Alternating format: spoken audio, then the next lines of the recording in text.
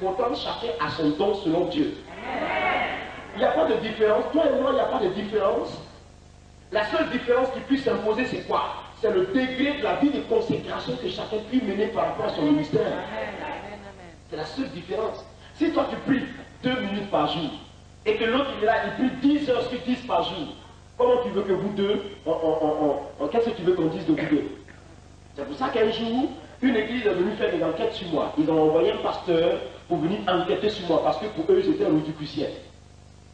Donc il est venu, quand il est venu chez moi ce jour-là, il m'a trouvé au salon. Il a bavardé avec moi, avec diplomatie. Et puis il me pose une question. Quel est ton secret? Il dit, mais quel secret tu me demandes? Tu me demandes quel secret? Il y a quel secret là? Hein? J'ai ouvert la Bible, je vais montrer. Il dit, voici le secret. Et voici le secret. En même temps, Dieu me révèle toute sa vie. Je lui ai dit, je bénis le nom du Seigneur parce que depuis que tu es venu, je ne suis pas encore entré dans ma chambre. Alors, tu vas voir la table de la rose pour être dans ma chambre, tu vas prendre les livres, les papiers, comme ça tu iras rendre témoignage qu'aujourd'hui j'ai saisi Carrefour dans la rose croix. Ça c'est des bonnes choses. Il dit non, moi je ne suis pas venu pour une histoire de rose croix ou quoi. Et mais pourquoi tu me poses la question? Hein? Et je lui dis, dans ta vie, toi tu es pasteur, toi qui diriges des fidèles, tu mets une vie de prière de 15 minutes par jour. Je lui dis ce matin, tu n'as même pas prié. Tu n'as même pas prié ce matin, tu veux t'asseoir devant moi pour me demander quel est ton secret. Tu mets une vie de prière de 15 minutes par jour. Et moi je me bats pour réussir 7 heures, 10 heures par jour. Vous deux, on vous met sur une même plateforme de croisade. Tu veux qu'il se fasse quoi au travers de qui parmi vous deux? Non. Je lui dis non, écoutez, c'est pas la faculté de théologie qui enseigne ça. Alléluia. Tu comprends? Je lui dis, c'est pas une faculté de théologie qui enseigne ça. Nous sommes sur un terrain pratique. Tu fais 15 minutes par jour. Un homme de Dieu qui fait 15 minutes par jour et tu veux être efficace. Et comme ça, tu vas poser la question à celui qui se consacre nuit et jour, tu vas lui dire quel est ton secret. Alors je mets 40 jours, 40 nuits, tu connaîtras mon secret. Alors, je lui dis, alors, viens. Il dit non, je commence à lui faire un enseignement sur la puissance de Dieu. Je n'ai pas fini d'enseigner, et c'est mis à genoux. Plus que moi le Seigneur, qu'il m'utilise. Il dit, tu n'es pas venu pour que je prie pour toi. Hein? Ma main ne te touchera pas. Tu es venu pour aller dire que je suis Rosicrucien. Donc, va. Il est parti, il est sorti de cette communauté. Oui, il est sorti. Il est allé chercher Dieu pour jeûner, prier, pour chercher à demander à Dieu de lui donner une vie de consécration. Et Dieu a commencé à l'utiliser puissamment. Donc, nous ne sommes pas différents. Mais la seule différence s'impose où? Sur le degré de ta vie de consécration par rapport à ton ministère. Parce que si tu ne prends pas ton ministère au sérieux, tu ne verras pas aussi du sérieux. Non, tu ne verras pas du sérieux. C'est pour ça que je ne suis pas d'accord avec ceux qui enseignent que le jeûne, on n'a pas forcément besoin de jeûner pour grandir ou alors pour faire quoi. Cesse de nous séduire. Pour arrêter ça. Si on ne devait pas jeûner, la Bible n'allait pas parler du vrai jeûne en Ésaïe 58. Et Jésus, en Matthieu chapitre 6, n'allait pas parler également du jeûne. Jésus lui-même a montré qu'il fallait jeûner. Entre nous, le roi des rois, le Seigneur des seigneurs, il avait besoin de jeûner. Lui-même qui était Dieu. Et s'il a fait, c'est pour nous enseigner. Parce que je vous dis de passage, un chrétien qui ne jeûne pas, il est faible. La chair prime sur lui. Je ne vous mens pas. Je veux la gloire de Dieu dans ma vie. Je n'ai pas eu de père spirituel de quelqu'un pour m'éduquer spirituellement comme ça. J'étais livré à moi-même. Mais Dieu m'a éduqué. Quand on a fini de nous former, que j'ai été consacré à l'Éternel, Dieu me dit, va, porte le deuil de Daniel. Porte le deuil de Daniel. Porte le deuil de Daniel. Je suis allé séjourner dans la présence de Dieu 21 jours, 21 nuits. Je suis revenu. 6 mois après, Dieu me dit, rentre, jeûne pour cette nation. Je suis allé 30 jours, 30 nuits. Je suis ressorti. 6 mois après, Dieu me dit, pars. 40 jours, 40 nuits. Je suis parti. Et quand j'ai fini, je marchais à 4 pattes. Je partais à 4 pattes comme ça. Parce que je n'avais plus de force, j'étais affaibli. Mais depuis ce jour, la gloire de Dieu s'est déclenchée dans ma vie sans arrêter jusqu'aujourd'hui.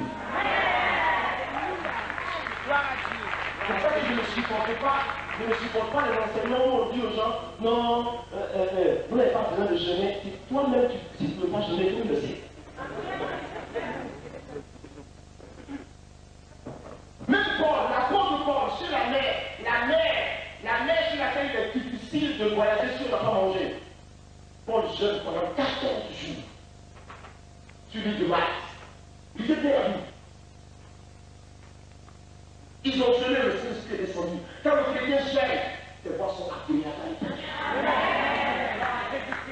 Vous voulez mener le combat comme ça, quand vous voulez gagner, et vous n'avez pas envie de devenir spirituel. Il faut être spirituel.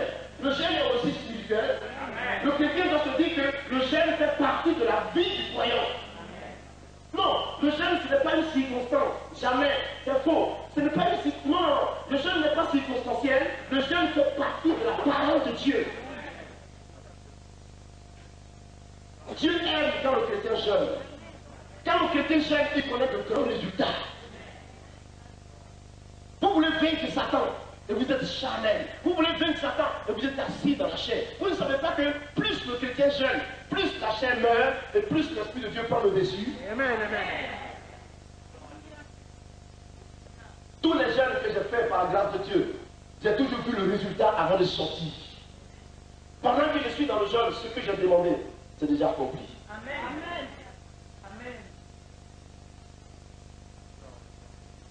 Un chrétien pour être fort, il a besoin de jeûner. La Bible n'a pas parlé de l'onction sur la vie de Jésus avant qu'il aille jeûner. Mais quand Jésus allait jeûner, qu'il est revenu, la Bible dit quoi? Il revint du désert en vertu de la puissance de l'Esprit. Il ne faut pas jouer avec. Vous avez des problèmes. Parce que vous refusez de discipliner votre vie à la parole de Dieu. Si vous devez plaire aux hommes, si vous devez plaire à votre chair, qu'est-ce que vous ferez avec Dieu? Il faut prendre conscience, mes frères. Il faut prendre conscience, je dis, il faut se discipliner à la parole. Il faut soumettre sa vie à la parole avec rigueur. Ce n'est pas tous les jours que le chrétien doit manger. Jeûne un peu. Jeûne un peu, mon ami. Dis à celui qui a quitté de toi, tu sais, jeûne un peu. Les gens mangent tous les jours. La nourriture est pour le ventre est pour la nourriture. Dieu te dit d'aller et l'autre, parce que la Bible dit. Jeûne. C'est pour ça qu'une église qui ne jeûne pas et qui ne prie pas, elle est faible. Non, l'onction ne peut pas croître sur vous si vous ne vous disciplinez pas la parole. Non, vous ne pouvez pas connaître une explosion spirituelle. Si la main de Dieu, si vous ne favorisez pas l'onction de Dieu sur votre vie, vous pensez que c'est un hasard comme ça, que quelqu'un lève les mains, Seigneur descend de l'église, descend, et puis Dieu répond, ça ne se forge pas. Ça ne s'apprend pas à l'institut biblique, ça ne s'apprend pas à l'école, ça ne s'apprend pas. C'est une vie. C'est une vie. C'est pour ça que quand vous voyez un loin de Dieu, posez-lui la question, il a une histoire derrière lui. Remplie de haut de bas, d'hébreu, elle est derrière lui. C'est pas amusant. On ne se lève pas comme ça un matin. Moi, je suis l'évangéliste, je suis l'international. Tu es quel international? Tu es né international? Je suis évangéliste. Non, on ne se lève pas comme ça. Oh là là, ça ne se fait pas comme ça, mes amis. Mais pas. Ça ne se fait pas comme ça. C'est au prix d'une vie de consécration. Tout le monde rit quand tu pleures. Tout le monde mange, tu ne manges pas. Tout le monde dort, tu ne dors pas. Tu comprends? Tout le monde joue, toi tu ne joues pas. Pendant que les gens dansent, tes larmes, tu as aux larmes aux yeux. Pendant qu'ils sont en train de manger, tu es tous les jours à genoux comme ça, coupé. Au pied de la montagne de Jésus. Je vous dis la vérité. Vous pensez que le succès arrive comme ça dans le Seigneur? Le succès n'arrive pas si tu ne te sous-disciplines pas. Dieu, il faut se discipliner. C'est une rigueur. C'est une rigueur.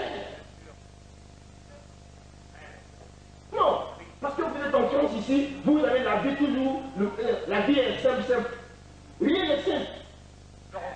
Jésus, pour sauver l'humanité, a payé le prix.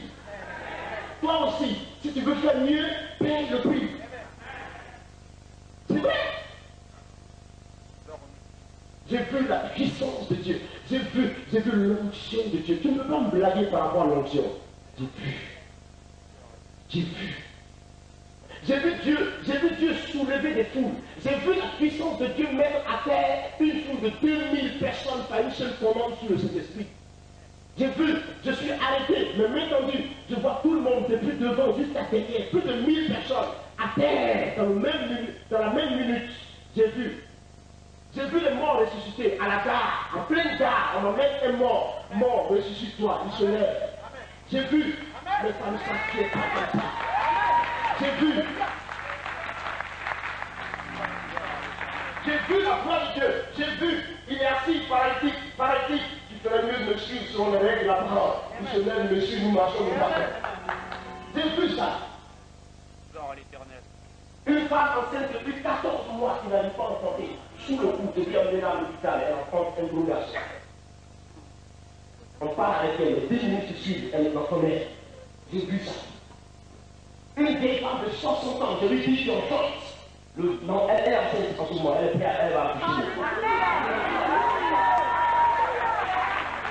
Je joue avec la puissance de Dieu, on ne joue pas avec la puissance du Saint-Esprit. C'est pour cela que quand Dieu se manifeste dans votre vie, la règle du jeu, c'est l'humilité. La plus totale. Je ne viens pas à Paris ici pour dire, si mon caprice n'est pas arrivé à Paris ici, les gens ne peuvent pas être délivrés. Tu sors d'où? Tu sors d'où? Dis-moi à celui qui est à côté. Tu sors d'où? Grâce de Dieu. Parce que Dieu le veut, il l'a fait. Mais je vous dis que j'ai vu. Pour dire quoi? Pour dire que quand vous cherchez Dieu, il vous répond. Quand vous le cherchez, il vous répond. Il dit, cherchez-moi, vous me trouverez. Je me laisserai trouver par celui qui me cherchera. Il a dit, cherche-le, tu vas le trouver, mon ami. Dieu se cherche. Le Dieu que nous prions, le Dieu que nous adorons, le Dieu que nous prêchons, il ne se conçoit pas. Il ne s'admet pas comme ça, il ne se conçoit pas, il n'est pas une ironie. Il se vit, il se démontre. Si A plus B égale à B, ou alors à AB, si 2 plus 2 égale à 4, avec Jésus, quand tu fais telle chose et telle chose, le résultat est tant aussi. C'est clair. Ah oui. Ça, j'en suis convaincu. On ne peut pas me détourner de ça. J'ai vu des miracles de Dieu. Mais ça ne tombe pas du ciel comme ça, mon ami. C'est au prix d'une vie de consécration. Comme ça que toi. Parce qu'il n'y a personne qui se consacre sans voir la gloire de Dieu. C'est pas possible. Une femme est morte, elle devait accoucher. L'enfant est né, elle est morte dans son ventre, elle-même, elle est morte avec lui. Elle est morte plutôt avec lui. Tout le monde était rassemblé pendant qu'on me persécutait. J'ai dit, écartez-vous, je veux parler à cette femme. Je veux lui parler. J'arrive là, femme. Reviens à la vie, enfant, sort. La puissance de Dieu visite le corps. Elle crie, waouh! Le bébé n'est mort, elle est ressuscitée. Il est ressuscité à son tour au nom de Jésus de Nazareth. Les deux vivent aujourd'hui.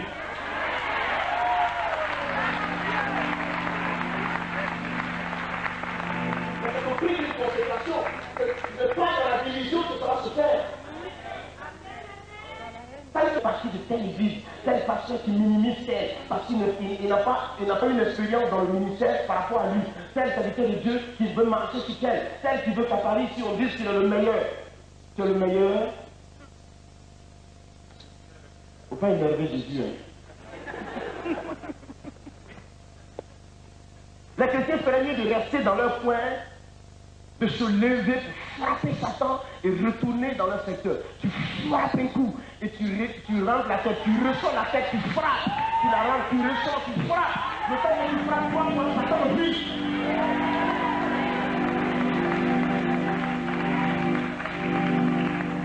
malgré l'opposition, ils veulent une réforme embarquer tout le pays au rythme de la puissance de Dieu. Claire. Je vous dis la vérité, je ne mens pas. Il y a des gens qui sont parmi nous ici, qui vivent. J'ai vu une fille spirituelle tout à l'heure, je sais pas où elle est. Ma chérie, tu es où là? Là voilà. Dieu te bénisse. Demandez-lui, elle va vous dire. Demandez-lui. Tu étais à cette croisade là, non? À Marcory Champrou. Lorsque le Saint-Esprit pousse, il fait pousser le bras d'une jeune fille. La main était courte comme ça. Dieu fait sortir la main. Et la main est plus longue que l'autre. Je lui dis, tu as vu où? Elle est devenue très géante. Est-ce que tu crois que l'autre main peut sortir pour s'ajuster à l'autre? Elle dit non, non, partez, c'est bon. Vous savez pourquoi elle disait ça? Parce que quelqu'un qui a vécu dans le désespoir quand même des années, ma main est sortie, ah, on laisse ça comme ça. Même si c'est bon comme ça. Donc je lui dis, je te comprends, mais accepte seulement parce que Jésus est prêt à faire pousser l'autre main. Elle dit d'accord. Lorsque je commence à prier, la main pousse. Et les deux mains deviennent juste comme ça. De tels miracles, Dieu est en train de produire de tels miracles dans le monde. Le temps du grand réveil est arrivé. Vous devez vous réveiller. Ça suffit. Cessez de dormir. Ça suffit là. Oh! On passe sur la plateforme de l'hôtel d'Ivoire. Le gars marche comme ça. Un louba d'Abidjan. Louba, il frappe tout le monde dans le quartier de Cocody. Il chicote tout, il frappe, musclé comme ça. La parole connaissance sort. Quelqu'un là-bas dont le pied est court. Dieu veut le guérir aujourd'hui. Il se lève, il arrive. Il marche comme ça. Parce que l'autre pied est court par rapport à l'autre. Je lui dis, tu crois? C'est Denis qui a filmé. Le voilà, le même Denis qui est là aujourd'hui. C'est lui qui avait filmé ça. Tu crois que Dieu peut faire sortir ton pied? Oui. Tu crois que Jésus est le Fils du Dieu vivant? Oui. Tu crois que sa puissance est ici pour te guérir? Oui. Tu crois qu'il est ton sauveur? Oui. Si tu le crois, pied, sort. Patate. Le pied a poussé. Il a cogné le sol.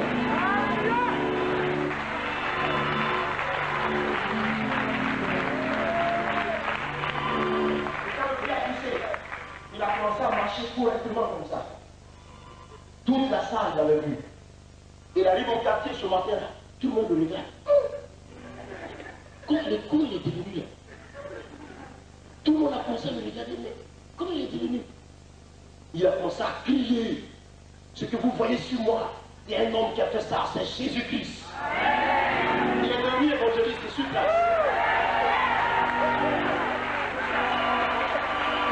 Comme ça, je vous dis, il ne sert à rien que nous demeurions dans la division si nous voulons vaincre. Le combat ne peut pas se mener dans la division. C'est Satan qui nous divise. Et il rentre dans les églises pour cogner les têtes des églises. Associez-vous à Paris ici. Complétez-vous. Non. Un pays comme la Côte d'Ivoire est obligé de reconnaître la puissance de Dieu. Elle ne veut pas se forcer. Et chaque pasteur en Côte d'Ivoire est maintenant tenu de chercher l'onction. Parce que si tu n'as plus l'onction, mon ami, ton église va se vider. Assois-toi. Ah non, mais c'est la vérité. Mais c'est la vérité. Où on vient à l'église pour vivre, où on vient pour mourir. Parce que dis-moi, l'église est puissante. L'église est puissante. Il n'y a pas une puissance dans le monde qui est plus que la puissance que l'église a. Alléluia. Mais c'est parce que l'église elle-même ne reconnaît pas son droit, elle ne veut pas jouer son rôle. Amen. Depuis que vous avez entendu que le ministre français est dans le coma, qui s'est levé pour aller prier pour lui? Non, qui s'est levé pour aller prier pour lui? Je n'ai pas dit qui a prié pour lui à la maison. Vous voyez, vos autorités sont malades. Vous ne pouvez pas vous lever pour aller prier pour lui. Hein? Mais demandez au moins. Demandez si l'État peut vous permettre. Si je connaissais la porte, je serais parti. Montrez-moi la porte. Moi j'ai envie de prier pour lui. Amen. J'ai envie moi. Hein? Amen.